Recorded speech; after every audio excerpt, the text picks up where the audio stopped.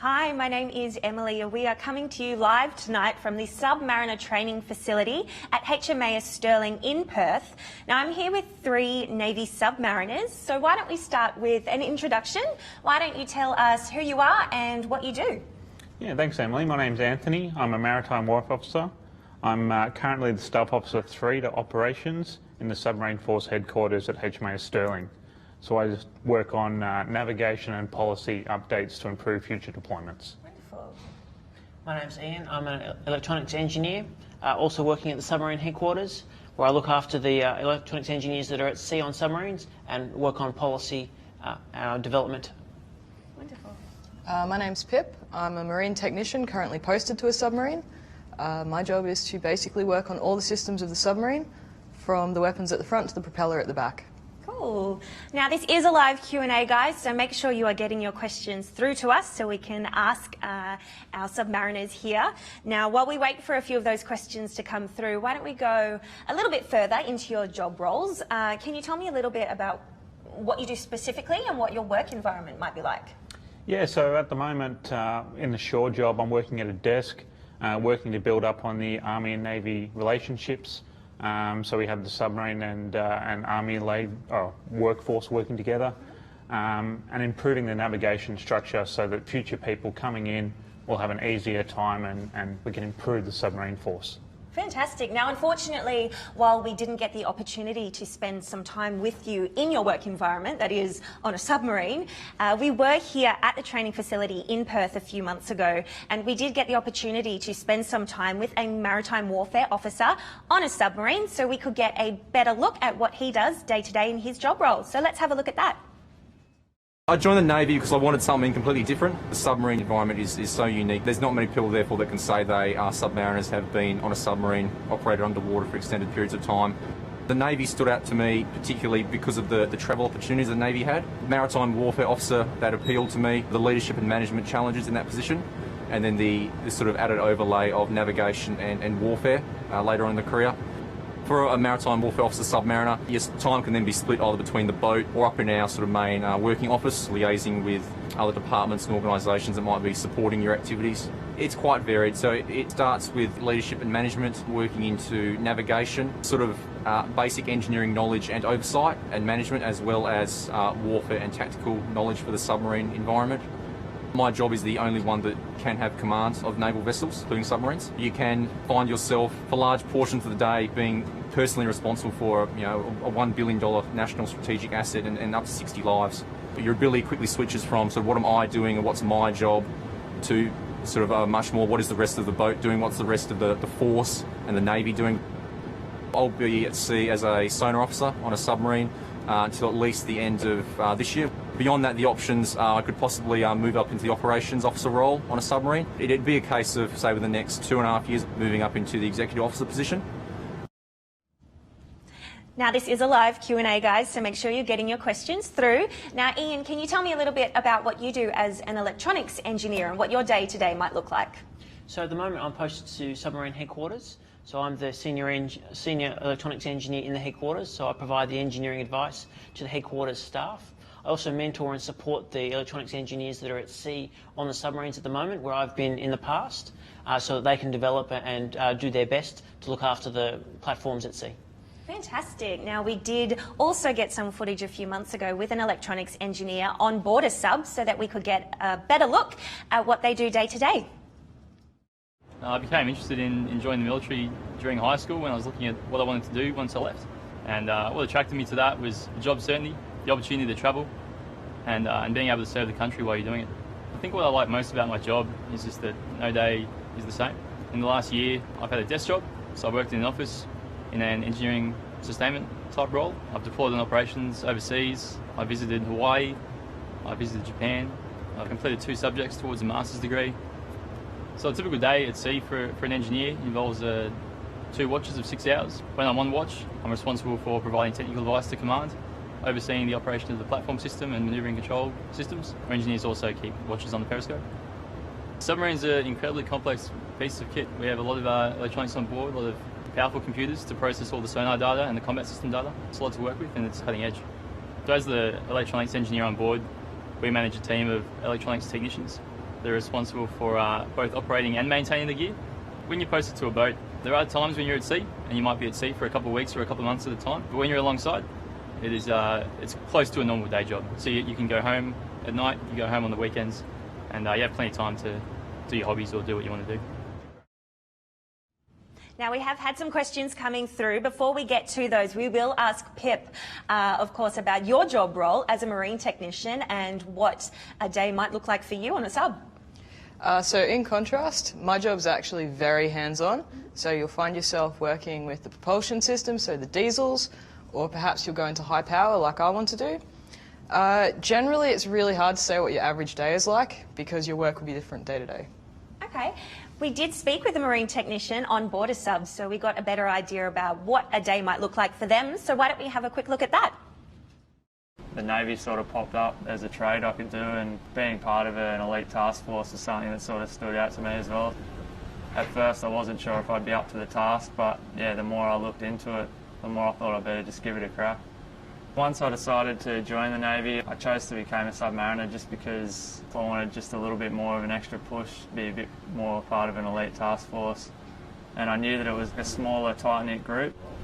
As a marine technician Submariner, you're constantly got your hands on, which is what I like to do. Pulling stuff apart, pulling the nuts and bolts off things.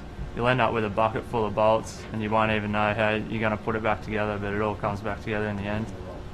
I've got something different on every day. I might be coming in one day to maintain the diesels, and then the next day I might come in to maintain the air compressors, or I know that I'm not going to come in and just do the same thing.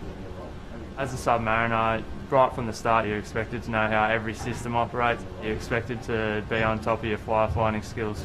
As a marine technician especially, you need to know how to operate every single system on board, how to draw up the systems. You definitely don't spend all your time out at sea. You might be on a maintenance period for a year alongside, pulled into your home port, and then you might go to sea for 6 months. It really depends on what your submarine or ship's actually doing. The main thing, that gets me up is knowing that at the end of the day I'll be satisfied with what I've done. Now, make sure you're getting your questions through, guys. We have got a few, so we will dive straight into them. And I'll start with a fun one. Aaron has asked, how would someone who is 6'4" manage working and living on a submarine?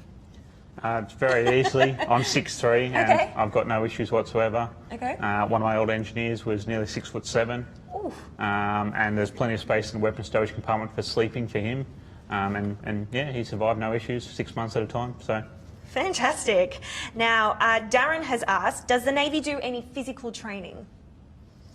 They do a large amount of physical training, particularly in your initial period of enlistment when you first start, to get everyone up to a common fitness level. And then after that, there are regular fitness activities, both from the headquarters and from the boats and from wherever you get posted. There'll be regular fitness stuff, and they give you time and space to do your own fitness activities as well. Yeah, great. It is actually probably cool to mention that not only do you have PT, but you also have the opportunity to pursue sports. So I was actually sponsored, in my first year of training, I think it was, to sail against the New Zealand Navy in New Zealand for 2 weeks. Yep. Oh, awesome. Andy asked, do you spend months away at sea? You spend months away from home. It's not all at sea. You'll pull into a port to refuel, resupply with food. So it's not always at sea, but it may be away from your home port for an extended period. Okay. Have you spent long periods at sea at a time? You can spend more than 6 months away from home, but typically it's only a matter of weeks that you spend at sea at any particular point. And you go to lots of diverse places. I've circumnavigated Australia a number of times on submarines. I've gone overseas to Hawaii and Singapore, and some of those ports are not well advertised, clearly, for submarines. Some of them, particularly those where there's scheduled maintenance, are. So I have had my wife and seen a number of other people fly out partners to Hawaii and Singapore as part of the recreation time whilst during port. So they do get the opportunity to come out and see you while you're away from home? For a limited amount of time, yes. Not all of it, clearly, but yes, whilst you're alongside, we do get them out when we can. Awesome. Now, Billy has asked, how deep does a submarine go? Well, One for you. it is the ability of a submarine for how deep it can go affects our tactical postures and abilities, so we don't like to advertise that too widely. Fair enough. So, Hayley has asked, what areas can you specialise in after you're fully trained? As a This one says as an MWO, so as a maritime warfare officer. So I specialised as a submariner. However, from my understanding, you can go into the PWO stream, which is the surface fleet, as a principal warfare officer. You can also look at things that like the clearance divers, hydrographic services, but there's more information on the Defence Force website. Absolutely, there is. Jacob has asked, how do you breathe underwater? Righto, so atmosphere replenishment is a really essential part of your job as a marine technician. In essence, when we run the diesels, obviously you do need air, so we'll come up to a snorting depth at periscope depth, and we can replenish the atmosphere through that. We can also prolong the atmosphere we have by generating oxygen and removing CO2. How do you do that? Become a marine technician, you will spend a long time on courses working out exactly how that equipment works. Yeah, wonderful. Sally, oh yeah. As the engineer on watch, I'm an electronics engineer. There's also marine engineers, my offsider. Yeah. We alternate on watches on the submarine. It's our job whilst we're at sea to manage the atmosphere, to predict when it's going to start getting a little sour and what we need to do to fix that up, and to advise the maritime warfare officer who's in charge of the watch so that they can schedule the right evolutions so that we can change it out at the right time to achieve the aims of the submarine. Great. Sally asks, do you get seasick underwater? Not underwater. Submarines are very, very stable underwater. On the surface, because we don't have a keel, they do roll around a lot more than some of the surface ships. So they can get very rough. So I'm like a number of other of my submariners. I got seasick on the surface fleet. On submarines, I do get seasick when the submarine's on the surface, never whilst we're dived. But we're only on the surface as we're leaving port or when we're returning, or occasionally whilst we're at sea if we're doing something in particular. So we don't spend a lot of time on the surface, so I don't suffer much at all on a submarine. How about you, Pip? Well, I'm a keen sailor. I can say it's far worse on yachts than it is on a submarine. Yep. Wonderful. Edward has asked, what is the difference between being a maritime warfare officer on a surface fleet compared to on a submarine? It's a difficult question for me to answer because I've only done limited time on the surface myself. I've got a lot of friends that have stayed in the surface fleet. Biggest difference is sunlight. No, submarines I think are a bit more engineering focused. You've got to know the systems because you study to get your dolphins, to get qualified as a submariner as well. So you have to understand the engineering systems, I think, a lot better than the surface brethren would. So I think if someone's got a technical understanding or wants that better understanding, then submarines definitely for them. Yeah. Let's talk about dolphins a little more. We can see you've all got them on your jackets, and that is a training term. Can you tell me a little bit about what is a dolphin? So worldwide, submariners use the dolphin symbol to indicate they're a member of a reasonably exclusive club of being a submariner. It's the maritime symbol that we use. Each different country has a slightly different image of dolphins, but pretty much they all use the dolphins symbol for a submariner. Okay, and so to get your dolphins, what does that mean and what does that require? It's a challenging process. It's well rewarding. So you'll spend, initially as a maritime officer, you'll go through all your training at NEOC, then you'll head off to HMAS Watson and do your basic navigation and warfare training. And you'll do that with the surface guys as well before you then split. So the guys that have done all the surface training will carry on and go to sea on a surface ship or the simulator. The submarine guys will then come across to the Submarine Training Centre over in Perth, and they'll conduct ICCC, which is a 6-month course learning all the basic systems and understanding There's some other courses on top of that, but at the end of it all, you go to sea where you actually start your Part 3, which is your initial sea training. Okay. For sailors, that can be as little as 15 days. For officers, there's no real guidance on the time frame at the moment. But it's a challenge because you've got to drive yourself and push yourself to get it. Yeah. But the feeling you get at the end of actually getting your dolphins is fantastic. Yeah. How was your experience, Ian? I spent 9 months here at the submarine school before spending about 9 months or so at sea. Thoroughly enjoyed every moment of my training, and am very happy to wear the dolphins and call myself part of this organisation. Wonderful. And Pip? Yeah, I can't say that I thoroughly enjoyed every second of it. So there was immense relief when I sat my board. I was very lucky to be able to sit my board at sea. It was a very special moment. Probably what's really nice that I find, at least, about getting your dolphins is no matter what type of general entry sailor you are, or whether you're a direct entry submariner or a lateral transfer, the tasks that I sat and the challenges I faced were the exact same for any other rate. So if you become a submariner, whether you're the cook, the steward, the marine technician, whether you sit on sonar, all of those different roles will all go through the same sort of trials to get their dolphins. The whole point of the dolphins is to make you a safe submariner.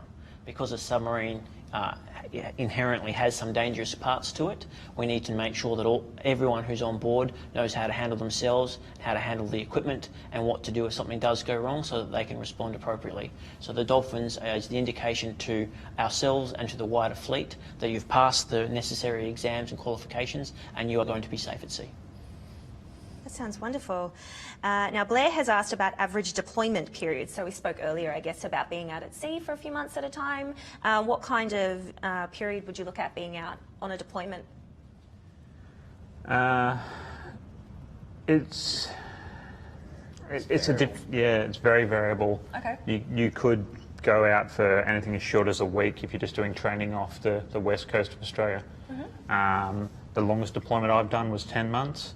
But as Ian said before, I got to see my partner 5 or 6 times during that deployment. Wonderful.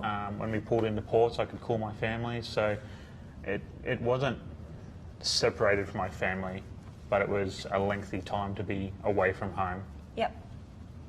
I've done 9 months going to RIMPAC, which is a United States military exercise, which was, say, 9 months away from home, but I managed to fly my wife out to Hawaii whilst I was there.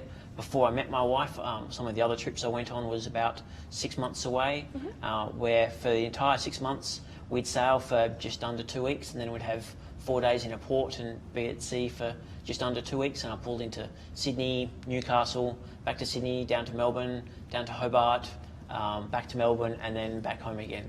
So I had a wonderful trip on the eastern seaboard, and it was about 2 weeks at sea and back alongside for a little while. It's about the average that I saw. Okay. And Pip, you're brand new to a submarine, aren't you? Yeah, so my sea time trips have really only been around Australian waters. Okay. Probably one thing I didn't actually understand when I was looking at enlisting is the difference between deploying and posting to a submarine. So, for instance, when you come in, you're really focused on deployments and trips. What I didn't understand is that you can be posted to the submarine, say, for 2-3 years. And that means that you'll still be working on the submarine even when it's alongside. In fact, I've discovered that actually when it's alongside is when I'm busier than when we're at sea. Okay. Wonderful. Now, Aaron has asked, he has a question for Anthony, actually. What does the training for a maritime warfare officer involve? How long is it, and what does it consist of? So I did the training 10 years ago. So when I went through the new entry officer course at Creswell, was 6 months long. Yep. So it involved all your physical fitness, your generic Navy training, learning what ships looked like, Okay. What weapons they had, maritime law, things like that. It was a very varied course, but it builds you up on how to be an officer, defence writing standards. So there's some stuff in it which isn't so exciting, there's some stuff which is cool. There's a number of exercises on it where you get to go and build rafts and various other fun stuff. So Okay. with my background in scouting, it was a lot of fun for me. Brilliant. So that's the sort of initial entry. When you go through to Watson and you're at the School of Navigation and later on Warfare, you learn the basics of navigation. You'll then go to a ship somewhere and do a phase called Phase 2, which is all your sea phase for about 3 months from memory.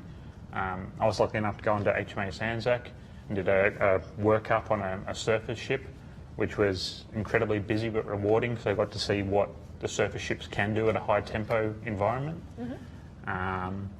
From there, I actually joined the Navy to go submarine, so I sort of picked what I wanted to do and directed myself directly over here. So I never really wanted to be on the surface. Yep. Didn't help, I got pretty seasick as well. But from Phase 2, you go into Phase 3, which is a short component of navigation, followed by minor war vessel experience on patrol boats, which is 5 months from memory. I was lucky enough to go up to Darwin and live in Darwin for 5 months, which was a fantastic place to go and visit.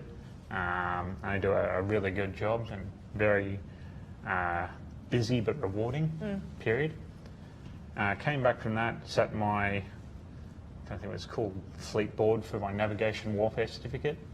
On completion of that, I then went into the Phase 4 warfare component where you learn how to launch and recover helicopters, how to do naval gunnery at sea, how to avoid torpedoes coming in from us. Okay. So it's a challenging course, but a lot of fun, and there's a lot of learning that you can get a lot out of. On a completion of that, I actually came straight from the East Coast to the West to start my initial training for submarines, which is that 6-month course I was talking about before, Yeah, which is ICCC, can't think what it stands for, sorry, but... Now, we did speak about this yesterday, didn't we, Ian? So obviously you're all in very specialised roles, and there is, as we just heard, quite a lot of extensive and varied training involved, particularly with submarines, which is quite unique, obviously. So we did speak with Ian yesterday about his specialised training for an electronics engineer, so why don't we have a look at that? So I'm here with Ian. Ian, can you tell us where we are? We're here in Perth at the Submarine Training School, the weapons handling training rig, where we teach our submariners how to safely handle the torpedoes. Wonderful. And how does your job role relate to that specifically? As the electronics engineer, I'm responsible for all things explosive ordnance, including supervising the safe handling of the torpedoes. Okay. And what kind of training did you undergo in order to become an electronics engineer? Well, I joined Australian Defence Force Academy, where I attended the University of New South Wales campus to get my electronics engineering degree for 4 years in Canberra. I then went to HMAS Cerberus, which is a Navy base just outside of Melbourne, for 6 months, where I learned to apply that degree to the Navy environment. I then went to a warship where I worked for 12 months to learn how to perform in that environment before transferring to the submarine school. Once I got here to Perth at the submarine school, I spent 12 months learning the theory about submarines, and then 9 months at sea learning how to be a submariner at sea, prior to taking over as head of department looking after the electronics technicians on board a Collins-class submarine. Wow. Now, submariners are known as a jack of all trades, so can you tell me a little bit about that? Sure. So when I'm at sea on a submarine, I'm part of the watch. So the maritime warfare officer that runs the watch needs assistance from everyone who's there. So I'll provide some support to the other maritime warfare officers who do navigation and other duties, and they'll support me as well as I look after the platform that is the Collins-class submarine. In addition to that, as a submariner in general, I'm trained to operate all of the systems throughout the submarine, so that if someone needs to operate it quickly, the nearest person can, including myself. Okay. And what pathways would you recommend for someone interested in becoming an electronics engineer? Well, there are a number of ways to join the Navy as an electronics engineer.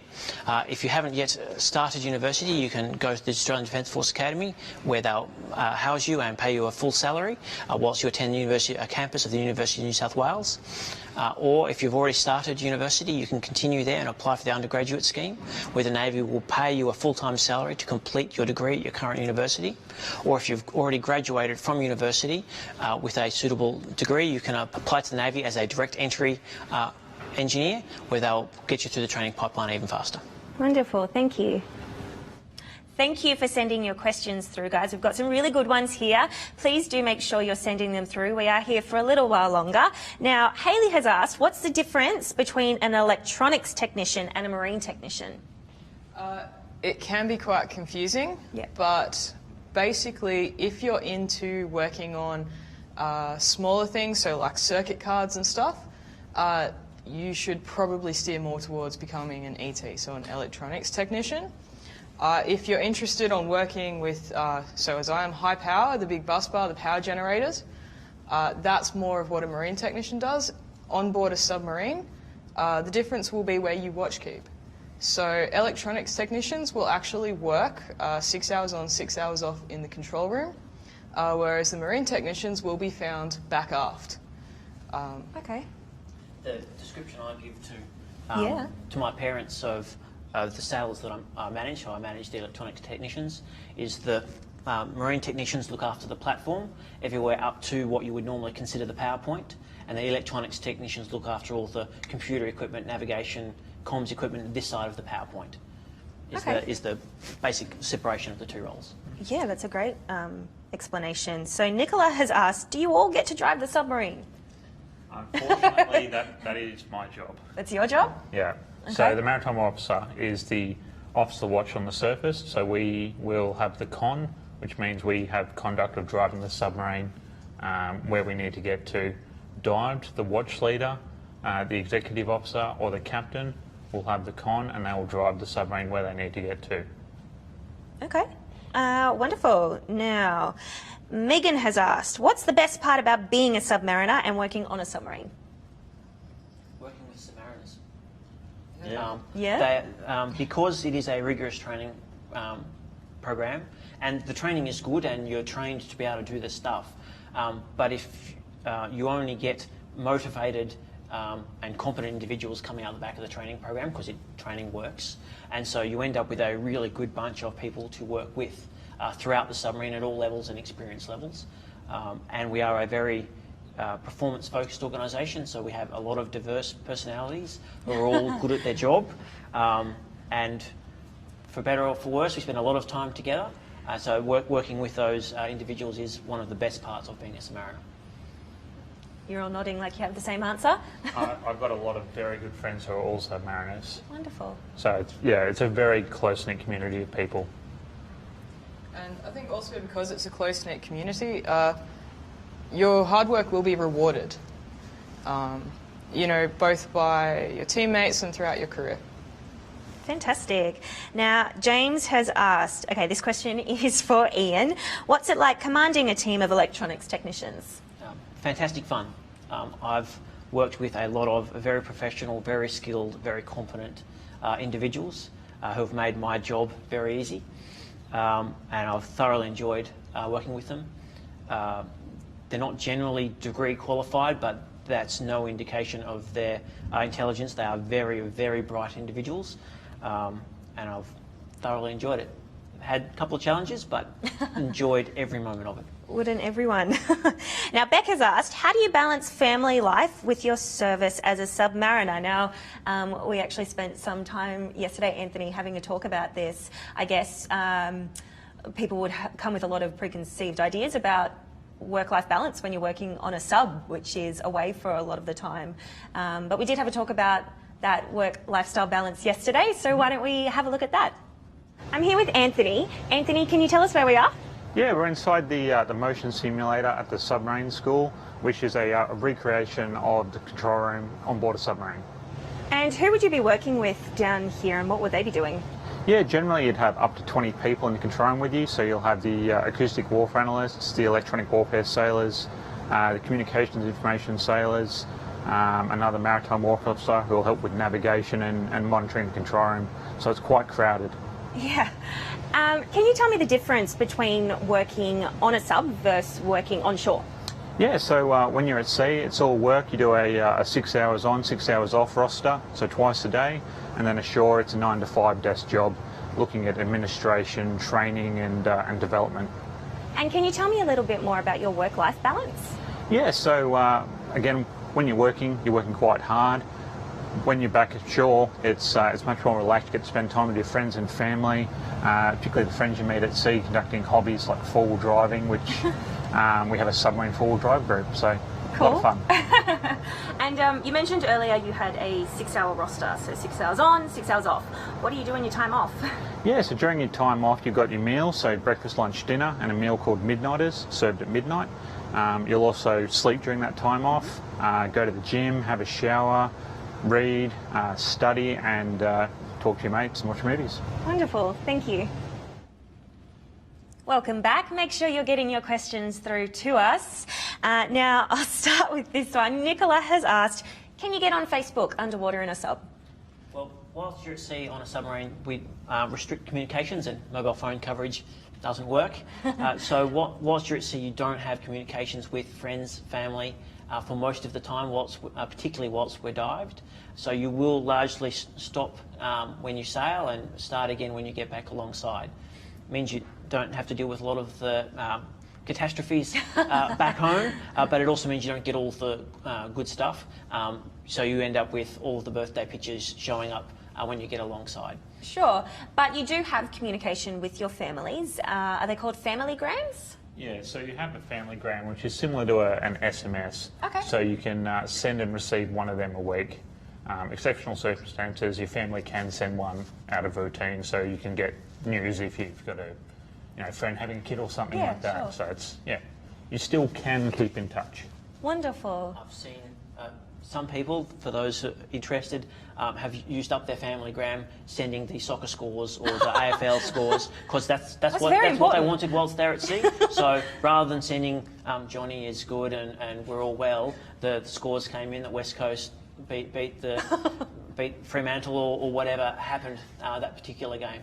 Okay, fair enough. And I guess where you don't have live TV underwater, you guys do have entertainment down there, don't you? You've got movies? Yeah, so each mess, so the junior sailors mess, the senior sailors mess and the wardroom has an entertainment system, and we'll have movies at sea, whether they're on a hard drive or people bring discs to sea with them, so we can pick and choose what we want to watch. Do you all have to watch the same movie? We do, unfortunately. There are occasionally disagreements, but for the most part, because we all like similar things, and if you don't want to watch it, you can go to bed. Fair enough. Now, Albert has asked, what's the food like on board? Okay, so when I was single, I'm now married, thankfully, but when I was single, I ate better at sea than I did alongside. So when I was cooking for myself, I'd have reasonably basic meals. When I'm at sea, I have professional cooks that do a really good job cooking really nice food, which isn't always good for the waistline. But I did eat better at sea than I did when I was cooking for myself. It's probably a good time to mention there are actually 4 meals a day. 4? So because submariners work 6 hours on, 6 hours off, you have breakfast, lunch, dinner, and then midnighters for those people that may have gone to sleep and skipped dinner. You can eat as much or as little as you like. Midnighters. Sounds like we need that. The hot chocolate is excellent. Oh, good. Hayley asked, who gets to look through the periscope? Lots of people. Yeah. Generally, officers dived are periscope watchkeepers. So basically, that involves looking during the daylight hours. You'll retain 20 minutes at a time during the daylight hours, and then 15 minutes at night. And it's just going around on the periscope, looking through what is similar to a pair of binoculars. So it can be tiring, but it's rewarding as well because you get to look outside and see land and dolphins and all sorts of cool stuff. For the electrical engineers in the wider surface fleet, there would never be any thought of putting a electronics engineer in charge of a warship on a submarine when you are the one looking through the periscope. You're looking through the periscope for visual safety, because you don't, if there's a sailing boat or light coming through, we have sonar so we can hear a lot of stuff before it gets to us. Sailboats don't make noise, so we need to keep a visual lookout to keep ourselves safe. So if one of those happens to come up in front of us, we need to move away from the sailboat because they won't see us. That's the point of the exercise. So it's one of the few times that an engineer will be in charge of a warship and have permission and direction and training to be able to steer the warship to keep it away from contacts. Yeah, right. So Sam asked, what can you take on a submarine? So does everyone have a weight limit of what they can take, and what kind of things can you take with you? Not really a weight limit, although my marine engineer counterpart may make the argument. It's more of a space limit, actually. There's very limited space for personal effects. I have a locker for personal effects that's about a foot and a half, 2 foot deep. It's big enough for my uniforms that I'm going to wear and my toiletries and the like. Not for much else. And then I have a separate bag that has all of my civilian clothes that I wear when I go ashore. You will get incredibly creative stowing your items in all sorts of places. Okay. I'm very lucky actually as a marine technician. So submarines are basically divided into two. Now if you have 60 people on board, 30 people in a watch, 26, 27 of those people are all going to be in the front end of the submarine. I'll be one of 3 or 4 people back aft. We have a lot of space. So you got much more room. Relatively. And by personal effects, what kind of things do you take with you? Well, Pip mentioned creative earlier. I've seen a weapons electrical engineer sleeping with his golf clubs because it was the only spot he could put them. And he can take them. But whilst you're at sea, there isn't you do 6 hours on, 6 hours off, 6 hours on, 6 hours off, 24 hours a day. So in your time off, there isn't you sleep for most of it. So there isn't a lot of personal time where to watch movies and the like. You can get 1 in a day, but you're not going to get 3 or 4. Yeah. So you don't need a lot of movies or a lot of stuff typically whilst you're at sea. I have seen people with guitars, ukuleles, and the like. Yep. Laptops are very common for both games and movies. Yep. But whilst you're at sea, you don't need that much stuff. And we typically have a bag of civilian clothes with a bunch of other stuff, golf clubs for some, so that when we do get alongside, we can take those ashore and go off and do our thing there. Yeah, actually, so we're just about to head out, and some of us on board are really keen scuba divers. So we're currently in negotiations about how much kit we should actually take for our time off in a foreign port. Actually, now that I mention that, that's probably a bit odd that we spend all that time underwater just to pop out the other end to go back underwater. But, you know. So Joe asked, is becoming a submariner open to anyone in the Navy? So it's open to anyone to apply. There are certain processes you need to go through. So there are some particular medical things that you can get into the Navy, but you won't be able to become a submariner. That we do get put under pressure, like scuba divers. We have some pressure variations, and so there are some specific medical checks. There's a specific psychology check. If you don't do well in small spaces, being a submariner is not for you. Some people don't realise that they don't do well in small spaces until they actually commence the process, and that's okay. And there is an advanced process of detecting those people who are not going to do well. And then having that discussion. But other than that, there's no specific medical requirements or personality requirements. So you both joined directly, Anthony and Ian. Pip, you didn't. So you joined in a more general entry capacity, is that correct? I was a lateral transfer. Okay. So what that means is I enlisted in the Navy to work on surface fleet, and I volunteered straight out of recruit school to then become a submariner.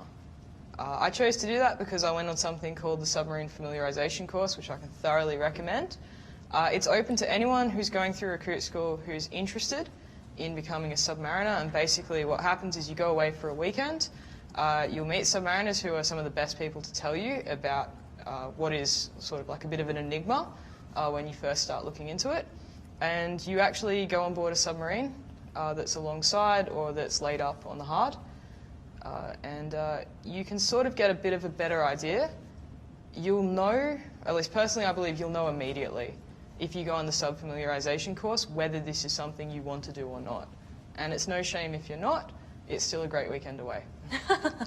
So I guess for people coming through recruiting, if they weren't to join directly as a submariner, it is an option for them once they're in service. Yes. Yeah, absolutely. For all specializations, yes. Wonderful. Okay, so Sanam has asked, he is a candidate for Electronics Engineer Submariner. He's asked if there's any recommendations about skill sets or certifications that they can have that can prove as beneficial. So the key hurdle to get through to sign up in the first place is a suitable engineering degree, I'm sure the Defence Jobs website will have a lot of information over which degrees are appropriate. If it's an Australian-based engineering degree, anything from communications through to electronics will probably tick those boxes. You'll need to check your specific degree. Other than that, there isn't really anything in particular that you need to cover off.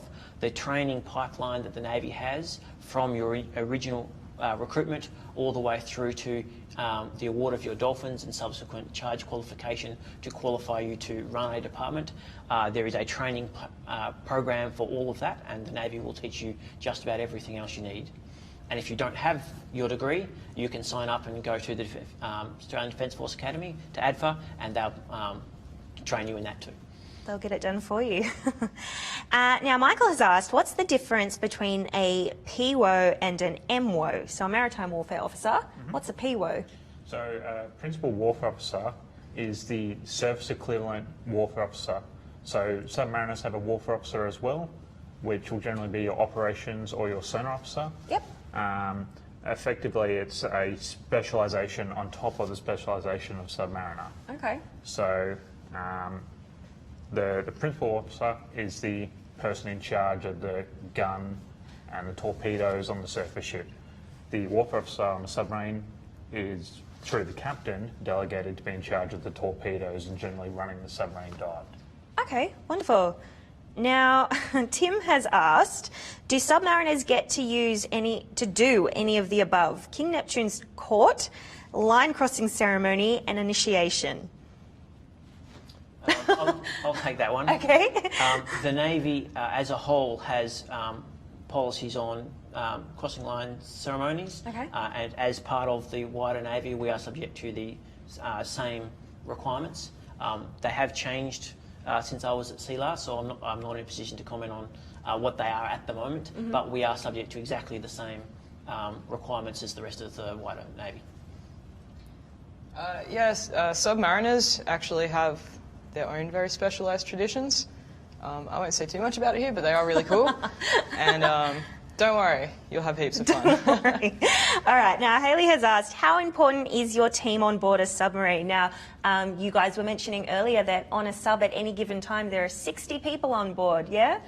So you're working in quite close quarters with each other. I can imagine a lot of teamwork would be involved, both with each other and with the machines. So, Pip, we spoke about that yesterday, didn't we? So, let's have a look now at teamwork on board a submarine. So, we're here with Pip. Pip, can you tell us where we are? We're at the land-based testing facility at HMAS Stirling. It's part of the sub-school where all submariners come to get their dolphins. And is this equipment here what you work on predominantly as a marine technician? It's one of the pieces of equipment, certainly. So this is a Hedemora diesel engine. Every submarine will have 3 of these engines. It's how we generate electricity to charge our batteries at sea. Oh, cool. And how important is teamwork when working not only on equipment like this, but on a sub in general? Teamwork is essential for pretty much every aspect of life alongside or at sea. So, for example, with the Hedemora, one of these cylinder heads will weigh 45 kilos easily. You can imagine that doing that sort of maintenance requires at least 2 people. The good thing is that teamwork is just essential throughout your naval career. You'll develop it at recruit school, and it will continue on as you go through your training and then your postings. Wonderful. And tell me a little bit about your relationships with your teammates and how you might go about forming those kind of bonds. It's a good question for me because I've actually just newly posted to a boat. My personal experience is if you try and come to your job professionally and with some form of preparation, people will just naturally develop respect for you. You will make some really good friends. They'll last for the duration of your career. Some people you'll just have a working relationship with, and that's fine too. Wonderful. And how do roles vary among team members on a sub? So the Marine Engineering Department's a really good example of the variety you'll find on board. So at the top you have the Marine Engineer, and just below that a Deputy Chief. Following below that, you'll have varying departments in high power, propulsion, weapons and auxiliaries. Now those departments will work together, but they'll also have their different specialties and their different competencies depending on how they've developed their trade. Wonderful, thank you. Thank you for getting your questions through. We do only have 15 minutes to go, so we do have time for a few more questions. So any last questions, get them through. Now, I do have a question here from Dalton, who has asked, what is the best way for a Submariner candidate to prepare for their application process? Have a good understanding of what the application process actually is. Yep. There are several steps. So you'll start off, first off, as I did, if you're a lateral transfer with your volunteer or as a direct entry. You'll then go through, say, like a psychological interview, a medical interview, and your sub-selection, which is where you're actually deemed suitable for the submarine service. It helps a lot. You'll have a lot of periods of time in between each of these modules. But having a good understanding and being prepared. One of the best ways to prepare when you go through this is to ask people that have gone through themselves how they prepared. Okay, and how did you guys prepare? Is that a good question? Lots of study. Study, yeah. I was lucky enough that HMAS Falcon pulled into Jarvis Bay in Creswell when I was there on the entry officer course. So we got spoken to by a number of submariners, so could ask some questions. Later on, when I was going through the navigation training at Watson, the executive officer of the base was himself a submariner. So we had quite a few chats over dinner, and he enjoyed his life and what challenges he's faced. So it was, rewarding to talk to someone. Absolutely. Okay, so Britt has asked, what are the exercise facilities like on a sub? Limited. Limited. Because there's not a lot of space. We've mentioned before, it's not a weight restriction, it's a space restriction. Yeah. There's not a lot of space to put fitness equipment. So I've seen a stationary bike and a rowing machine. I've had a cross trainer and a couple of different weights. Free weights and those pull-up bars. Oh, sure. So, and are they just placed strategically? anywhere? Yes. Placed strategically. Okay. and which ones are taken on depends on the ship's company and what they're after. Sure. Is there any kind of roster with who uses those, or is it just whoever grabs it first? Depends on how much. Depends on the individual boats, on how much they're in demand. You can loan sports equipment from facilities in the gyms and the shore bases. So HMAS Sterling has loaned stuff to the submarines before. So the crew said they wanted a medicine ball and it got loaned out. So you can request it from other facilities. Wonderful. Now, Hayley has asked, do you get a better seagoing allowance than surface fleet? Is pay one of the reasons that you do this job? Okay, so we do get paid slightly more than our surface fleet brethren. You earn your money.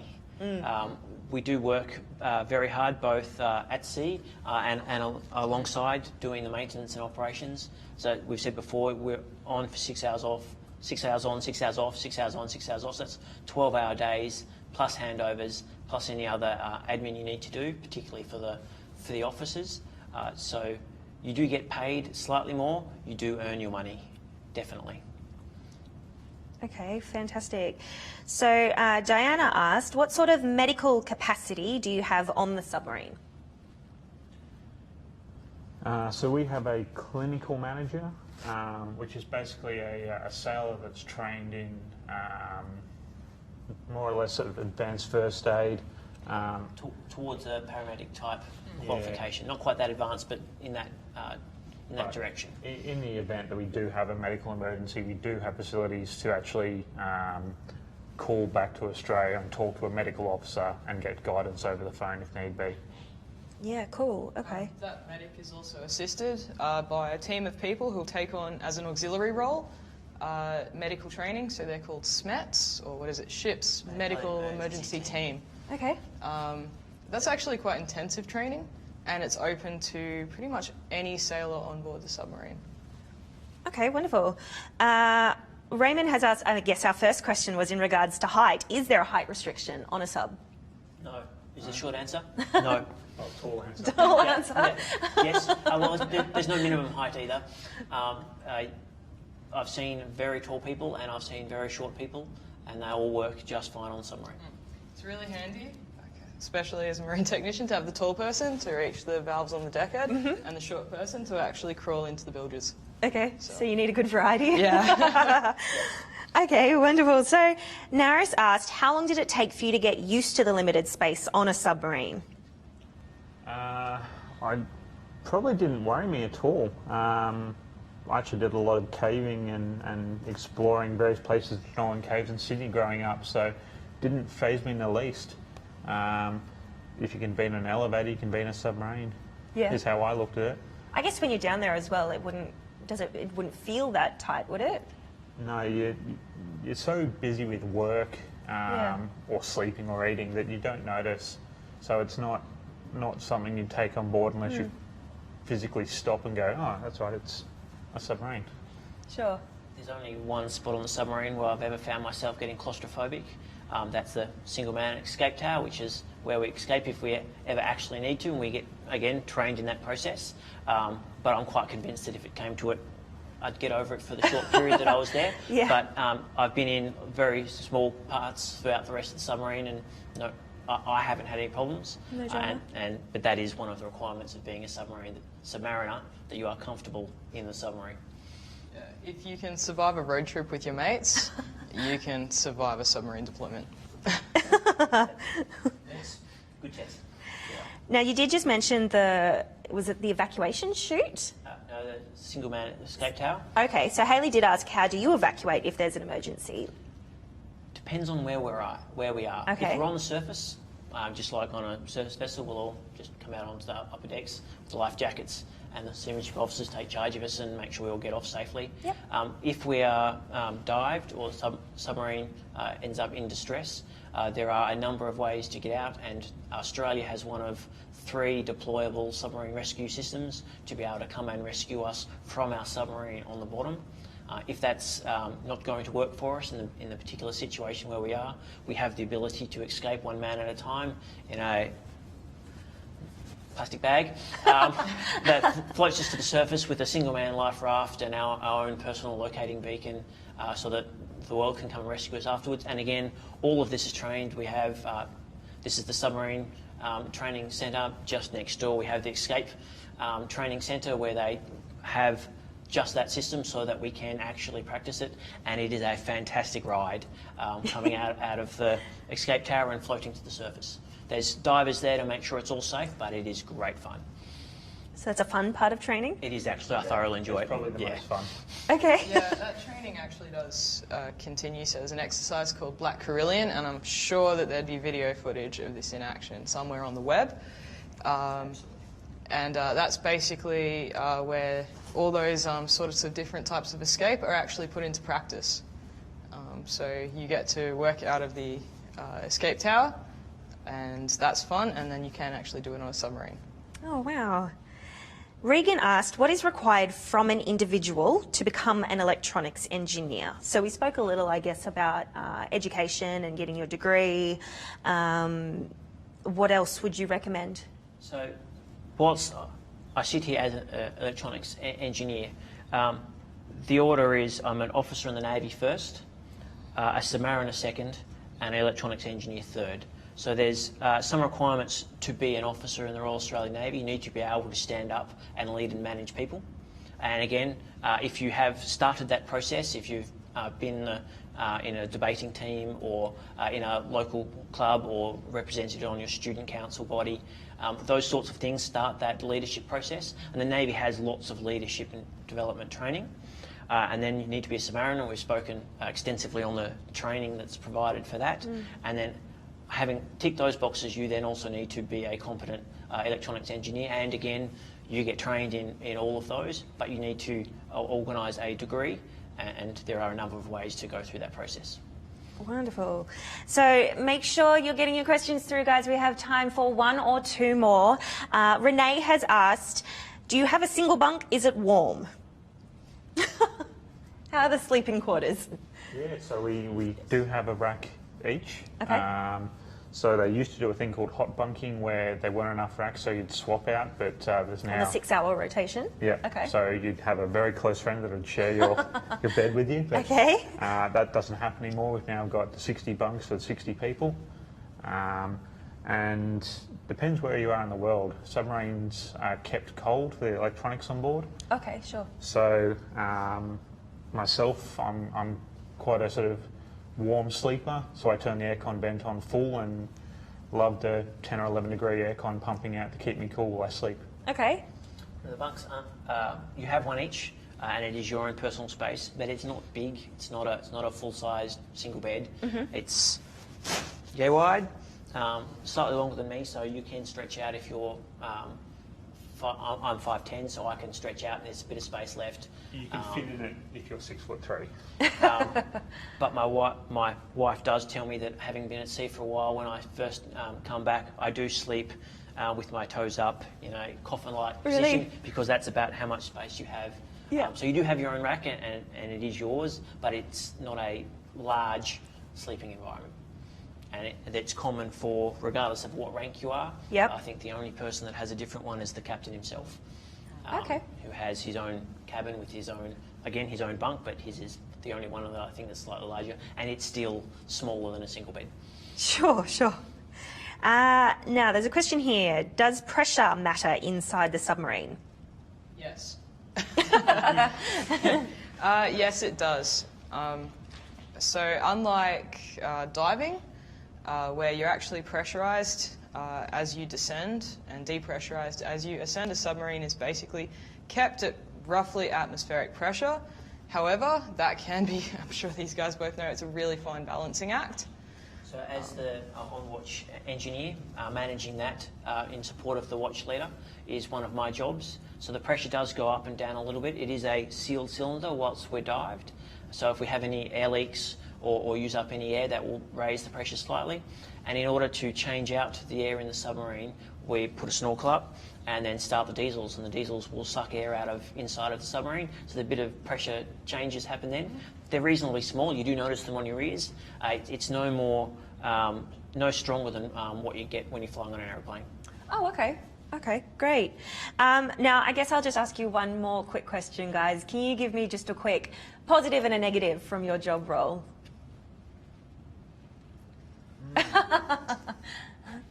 First positive, I mentioned earlier, working with Submariners. Yeah. They are a great bunch of people. I've got some great friends, great professional relationships, and they've taught me a lot, both professionally and personally. Yeah, I think backing onto that, the friends and even family that I've met through the submarine community has been fantastic. Helped me through stuff in my personal life as well as work life. It's been a very challenging career, but very, very rewarding. Getting let drive a submarine, when I'm 30 years old and driving $1 billion asset is a lot of fun. It's a pretty special gig. Yeah, probably for better or worse, the people you meet on submarines, it's like you'll never see them outside submarines, and if you don't go, you'll never see them again. They're a really unique bunch of people. But for the better, right? Yeah. So thank you guys for all your questions tonight. That's it for us. We're going to wrap up now. Thank you so much for joining me tonight, guys, and answering these questions. If you are interested in any of the above roles or Submariner roles, please do jump onto our website at Defence Jobs and check them out. Make sure you're checking the Facebook page in future for any upcoming Q&As, and we will see you at the next one. Thank you.